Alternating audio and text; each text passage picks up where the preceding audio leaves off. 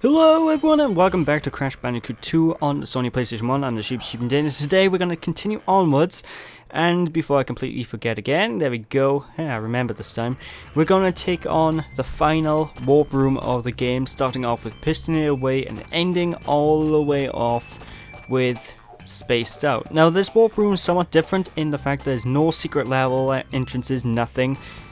The only one of these that has a second gem is actually the first level, I think. Hold on, let me go. Okay, no, there are a couple of the second gem, I'm wrong. But basically you need to move through them very quickly. It's a lot more straightforward than the previous warp rooms, because obviously we're at the final home run of the game. Now we're actually on our way to finishing off. So we're just going to head off into this first room now, where we're going to take on a brand new level trope, the space station trope. Now these space levels are actually extremely difficult, which is to be expected at the final stretch of the game. It's gonna be difficult, aren't they? So we just need to really be very careful, and this stage in particular I think is really awkward, because if I remember correctly, first things first, you got those enemies there that will occasionally change the way they are, so you can hurt yourself by accident quite easy on them. I'll explain more about them as we get to the different versions of them. But yeah, this level is where things start to really ramp up difficulty wise, because in this particular stage we need to move on, and I think it's either this one, yeah, this one, we need to do a death route after we go to the very end of the level. So basically we need to go to the end of a level, then send our way all the way back to the beginning of the level. So it's very awkward. Just make sure you don't die, and keep an eye on your mask. Make sure you don't lose your mask at any way, because it can be very troublesome if your mask suddenly goes AWOL, can't it? Boom. You also need to make sure that you time all your slides and stuff going under these poles very correctly as well, because it's a very tricky level and it's very easy to mess up. A single mistake could cost you everything at this point, so just be careful, that's all I can say. Fortunately, as you can tell now, these enemies by here are actually going to switch formation. Now, when their top is open, you can jump on them, and when the sides are open, you can spin them. Don't go into them normally though, because that will happen. Although that shouldn't have happened, but what are you going to do? There's our gem, Crystal Eden. And I think we're coming up close to, actually we got another Aku Master, that's very wise. We're coming up close to the death route now, actually, by here. Now, even though we're not going to take the route quickly yet, we're going to want to jump on it. Because, like I mentioned previously, if you jump on a death route, it'll stay there for the entire level. So jump on the death route, kill yourself, and continue onwards through the level as you normally would if you weren't taking a death route. Because what we need to do is we need to basically, there's boxes in the death route, so we need to get to the end of the level, then backtrack all the way back to the beginning of the level, and it can be very frustrating. And be sure to leave that enemy there, because otherwise you won't be able to make it back. Now these little platforms you can see with the arrows on it will shoot down laser beams. If you get hit by the laser beam, you'll shrink in size and you'll pretty much die. So be careful. Anyway, in this bonus room is something quite interesting. Now you have to, just like the main level itself, you need to make it all the way to the end of the bonus room, then make it all the way back to the beginning of the bonus room, because obviously there's boxes there and you can't miss out on the boxes. Just be careful to dodge the nitro crates, because you guys know what they're like. So there's the thing to open up the way to go, so let's just move all the way back. Now, if you're wondering how to get past these, this is something I found out quite recently, which I failed to show off. What you're meant to do really is use the Z axis and sort of tiptoe your way across the, around the nitro boxes. It's a bit difficult right now for me in particular, because I have a giant pop filter in front of my face, so basically I can't even see half of the screen. I'm sort of guessing on where I'm jumping, which is not good for a platformer. I need to find like a new place to sit or something before doing these videos, I swear. So just be careful, that's all I can say. Especially if you're in my position and you're LPing it and using a similar setup to me.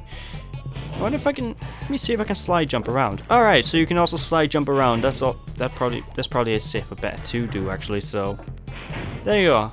Do that. Now just break these boxes and head I'll catch you guys at the end by where the thingy was.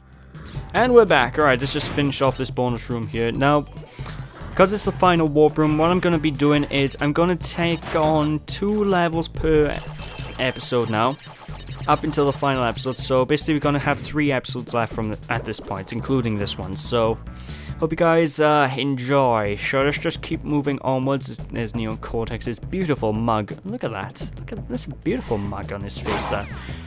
But like I said, be very careful, especially by here. You see these?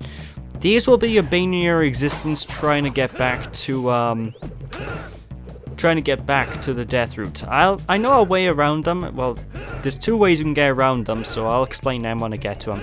Anyway, these enemies by you will push a shield. The shield will bounce you back. They're normally not that big a deal. Just wait for them and Christ, and knock them into the pit. I love the little death screen they have though, because it's so fulfilling to knock someone into a giant pit and just hear that scream. It's just delicious.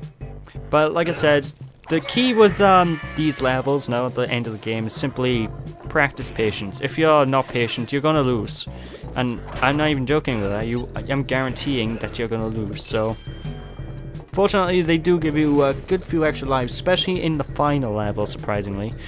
And but there's even an extra life that's pretty much just a freebie, so yeah. That's what they do if they actually hit you with their shield. They'll bounce you back.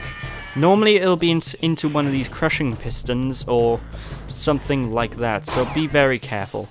Anyway, there's the end level, so that means it's time to backtrack. Yay. Okay, now I just need to time. Basically now you just need to time and find your way backwards. Now moving backwards through the level, as you can guess, is a lot harder. Fortunately, these levels are largely 2-dimensional, so it's not too big of an issue to really make your way back.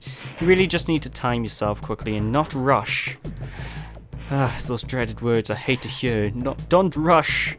I'm always bad with games because I always feel the need to rush through them. So, like I got hit. So yeah, that's what happens if you get hit. So now I need to go all the way back down here, get the botanist. Fun. What the? Now, let me try see if I can do this, see if I can trick this out again. Nope. Well, basically, you can also do the trick I mentioned with the nitro boxes, actually get by this, but it's not really, it doesn't really work like you'd hope. Ah, my god.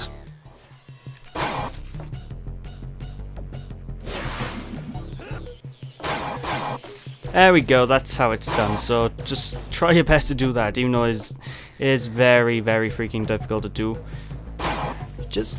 But for the most part, this is pretty much the stage on a safe bet now. Although we do need to time our jumps by here to make sure that we don't kill ourselves by accident, because what we need to do is basically bounce off this, go back onto here, and lob our way onto the death route. Now, like I said, if you die, this would have disappeared unless you jumped on it first. That's why I jumped on it first, as a little bit of insurance to make sure I don't have to do this all in one life, because I know it's, for me in particular, it's going to be impossible to do this in one life. So what you need to do now is simply just time all the jumps. There's a lot of timing to these set of levels because of the pistons and stuff, but oh my god! I feel sorry for that guy. He just, wow, that's dark. Speaking of which, now these ones by here you can just bounce on. These guys don't, they don't change their arm position by any chance. But these ones do. Now what you need to do with these ones is you pretty much need to time your jump all, I'm trying to think of an example. There's a couple of games I know that do this sort of thing, but they're hard to think of right now.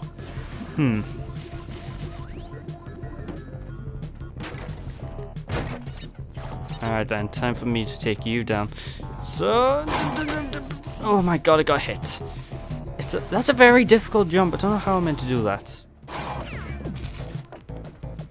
Okay, that's a little bit too close to comfort to kill you. No, don't fly off the edge. Come on. I mistimed it. Oh, this level. Alright, so thank god they actually took pity on me. So, time you jump a little bit by here so you can get hold of the gem perfectly fine, and you're meant to high jump there. And there we go. Okay, now I just need to make sure I don't die, and it should be. There's the end of the level, thank God. Nitro box destruction as well.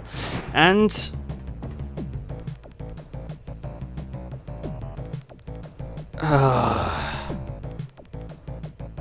I've missed a box. Whoa, what's going on here? And we are back, folks. Alright, that was that was annoying. Can't believe I completely forgot to go back and get that one box when I died. Oh well, no matter. We got the gem, that's that level completed, and now it's time to move on to the next level. Rocket, I think it's called. I'll find out after Crash has done his whole gem collecting malarkey. Right, there we go. So yeah, Rocket, which is the first of a brand new type of level, jetpack levels. Now the jetpack levels are basically well, actually you guys will see it now actually. I don't really need to explain the entire concept of this. So, in here we go. As you can guess, jetpack. So the room goes all zero gravity. So what happens is you have to grab onto the jetpack and get introduced to the new gameplay mechanic. Now, this is actually quite interesting to control. So basically, to explain, circle button goes backwards, the X button goes forwards, down goes up goes down, and left and right are the same. So not that bad to control actually. I mean, it's no Superman 64 of poor quality control. And I don't know, I always enjoyed these games. I know there's a lot of people out there, this level. There's a lot of people out there that don't like this type of level because it takes a little getting used to. Like, a lot of people I know of hate this level just because the flying controls are inverted up and down. Well, for me, that's not a big deal because I've always played flying levels in games. Down is up, up is down. So, for me, it really is no different to the norm. But I can imagine people having a lot of issues here, especially when I'm fine with the controls, just simply go backwards. And that's only my fault because I keep getting confused, to be honest. So, no. I'll keep pressing circle to go down instead of using the analog stick to go down. So, things like that will happen quite a lot in this level, but as you'll get used to it as time goes on. Anyway, as there's probably no point in saying, but the laser beams and red hot pipes are things you must dodge. And these electrical enemies, you have to kill them. You can't dodge them or anything. You have to kill them and send them into those force barriers that'll open up doorways. And those pipes there, even though they're protected by that insulator stuff, don't touch it. It'll still kill it. It'll still electrocute you regardless, even though that's kind of like the whole point of the insulator thing on the cables. But I digress. No, I'm low on extra lives. I need this. Thank you, game. Thank you so much. But these levels go by very quickly, and they are very slow to go through if you want to go through them properly. So, all I can say is be careful. Now, these guys by here that actually electrocute, they are actually probably the biggest threat you're going to have in these levels because it is actually really, really easy to die. It's very easy to get hit by the electric by mistiming, so just keep in mind with that. But anyway, we're getting pretty close to the end now, I believe. So, yeah, there's... Oh, okay, halfway points. There's the crystal that we need to get. I still don't understand why Cortex can't get these himself, because these are all on his space station. There's only one of these levels that don't take place on a space station, so technically there's only one of these I can see Cortex having issues getting, because these are his mooks. In fact, why don't he just order one of his own team to get the crystals instead of going for all the stuff trying to trick us and failing horribly? Oh, no matter, just get this. Let's get the gem. That is Rocket over and done with. So, nice, simple, short level. There's two of these, I believe, in this warp room, so it's not the last we see of it. So, with that, I'm going to call it a part here. So, thank you guys for watching. Hope you enjoyed. If you enjoyed, appreciate a like or comment to the video, and when we return next time, we'll take care of the final jungle level of the game. What's it called? Night Fight. First rule of Fight Club: you don't talk about Fight Club. Or is that something else I'm thinking of? It doesn't matter. Anyway, yeah, next time we're gonna start. We're gonna do this level. So thanks for watching. Catch you all next time. Bye.